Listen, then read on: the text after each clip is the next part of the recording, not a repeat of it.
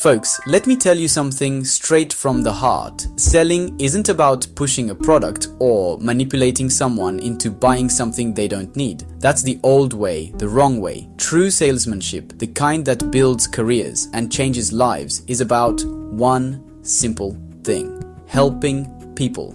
Identifying a problem, a need, a desire, showing them how your product or service is the absolute best solution to that problem.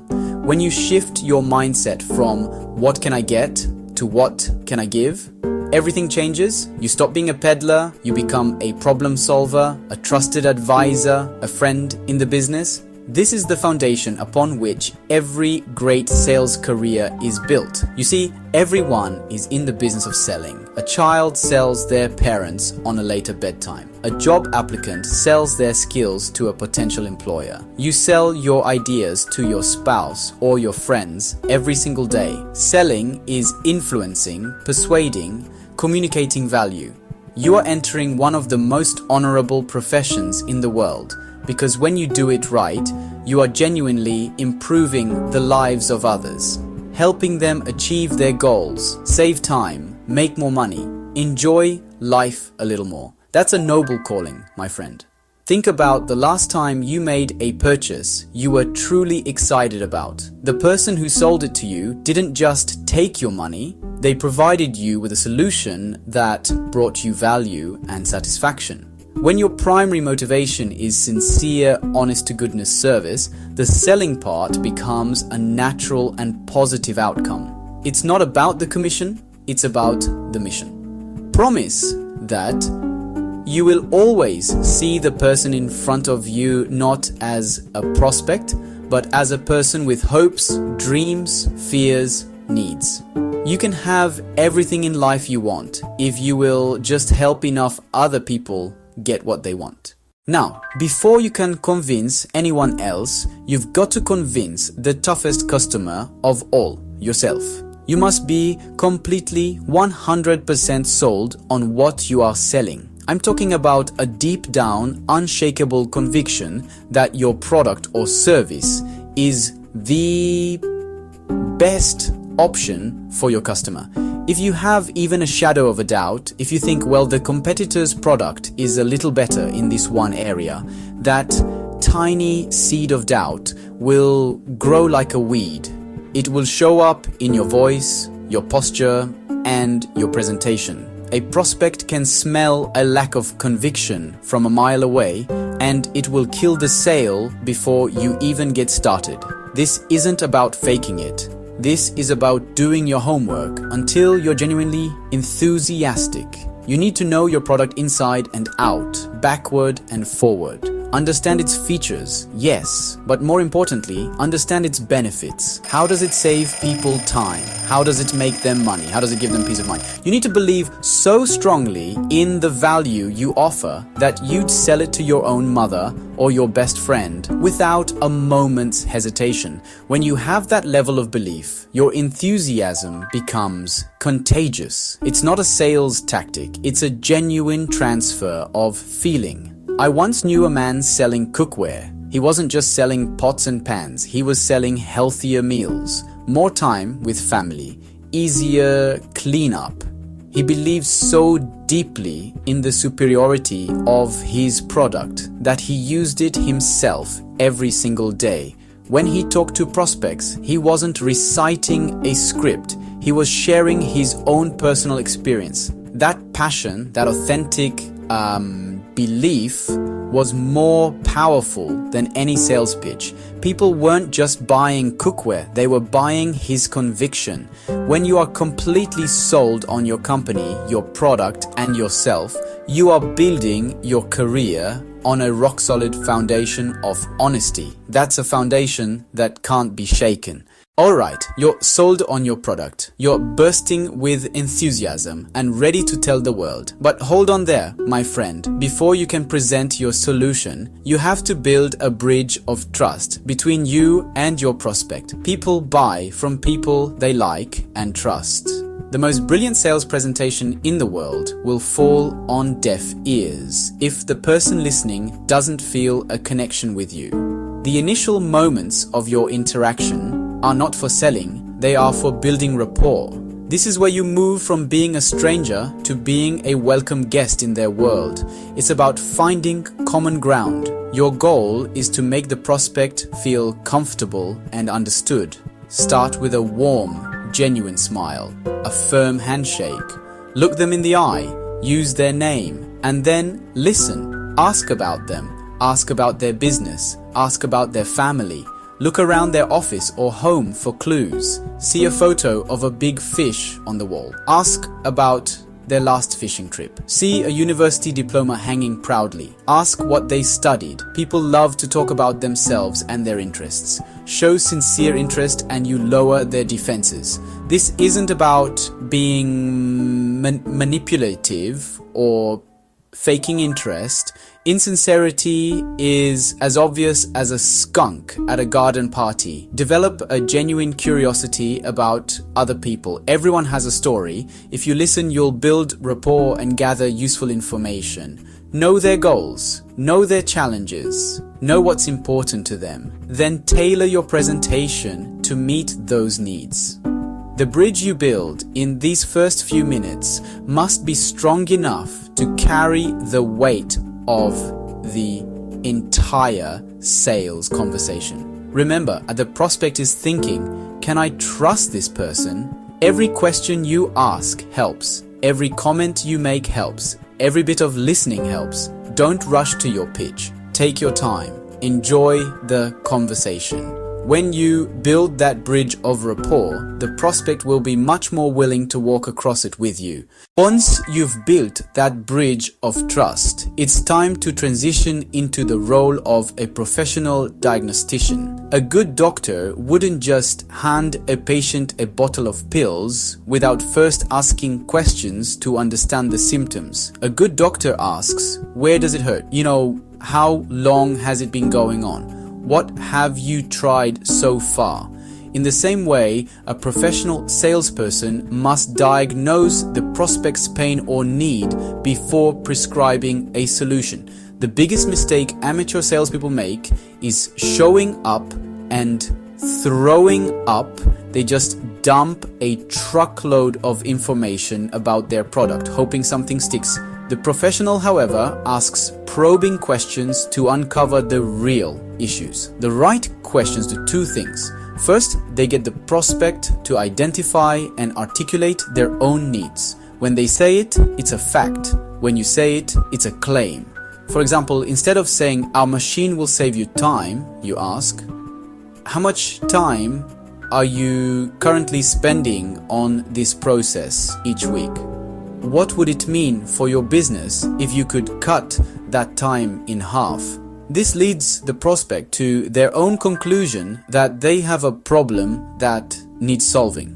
They are selling themselves on the need for a change, and you are simply the facilitator of that discovery process. It's a powerful and respectful approach. Use open-ended questions that start with words like who, what, where, when, how, why.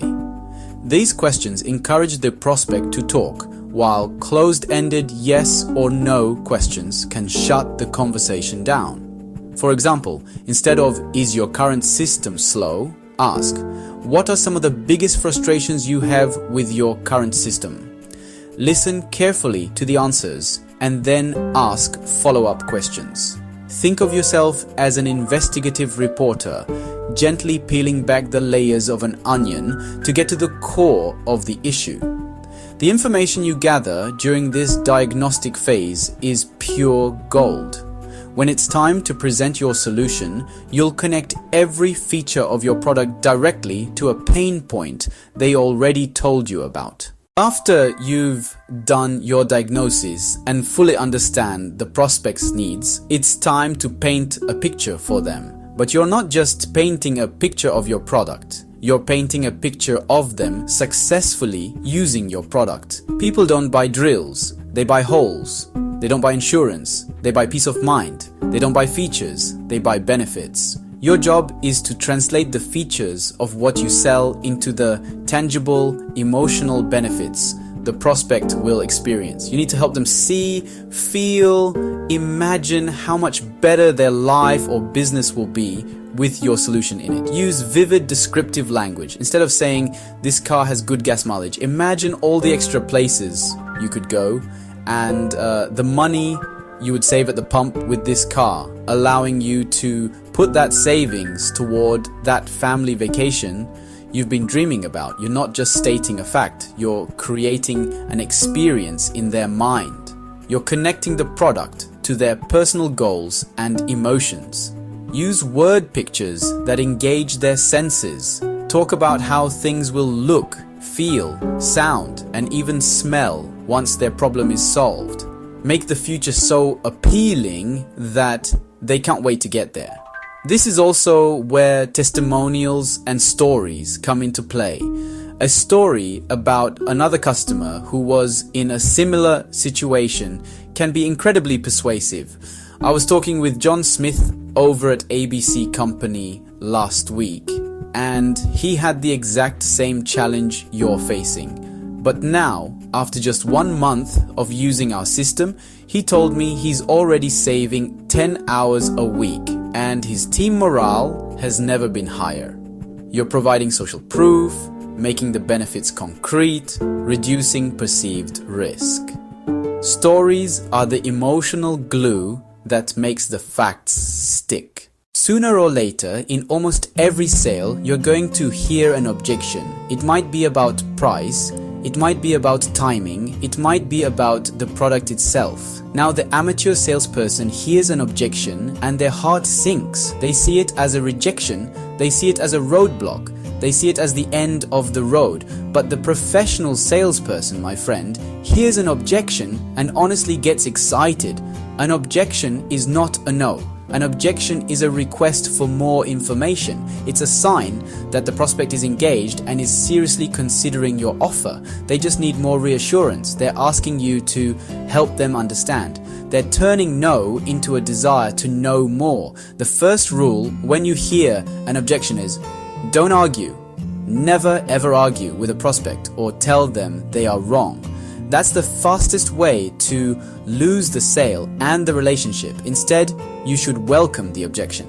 That's a great question. I'm glad you brought that up. I can certainly understand why you'd feel that way. This validates their concern and keeps the lines of communication open. You're on their side, working together to find a solution. You're not an adversary, you're an ally. After welcoming the objection, you need to clarify it to make sure you understand the real issue. If they say, it costs too much, that's a vague statement. You can ask a clarifying question like, when you say it costs too much, could you tell me a little more about what you mean? Are you comparing it to something else? Is it a matter of budget?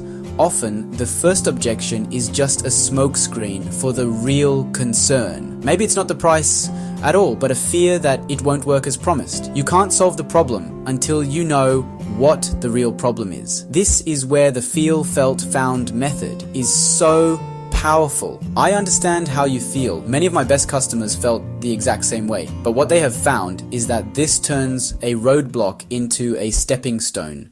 My friend, there comes a moment in every sale when the talking should stop and the closing should begin. The close is not a high-pressure tactic, it's the natural, logical conclusion to a conversation where you have identified a need and presented the best solution. One of the most effective and gentle ways to reach this conclusion is with the assumptive close.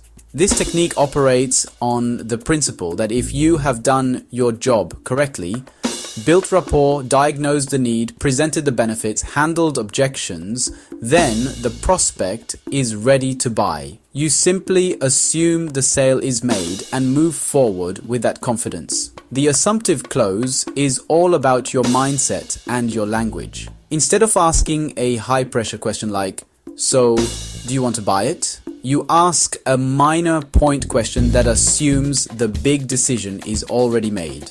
For example, you might ask, would you prefer delivery on Tuesday or would Thursday be better? Will you put this on your company account or is this a personal purchase? Notice either answer is an agreement to move forward. You're making it easy for them to say yes by focusing on implementation details rather than the big decision.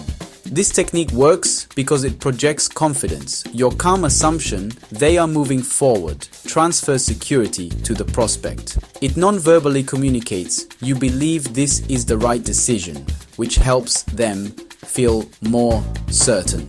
You must earn the right to use it by going through the previous steps. That's your green light. Assume the sale and help them cross the finish line. My friends, we've covered some powerful secrets. I want to leave you with the most important secret of all. Becoming a top sales professional is not a destination. It's a journey of continuous growth. The techniques we've discussed are not magic pills. They are tools. Their effectiveness depends on your skill. The top earners, the true professionals, make a lifelong commitment to learning. They study their profession every single day. Yesterday's success doesn't guarantee tomorrow's victory. I call it Automobile University. Use your car time for more than music.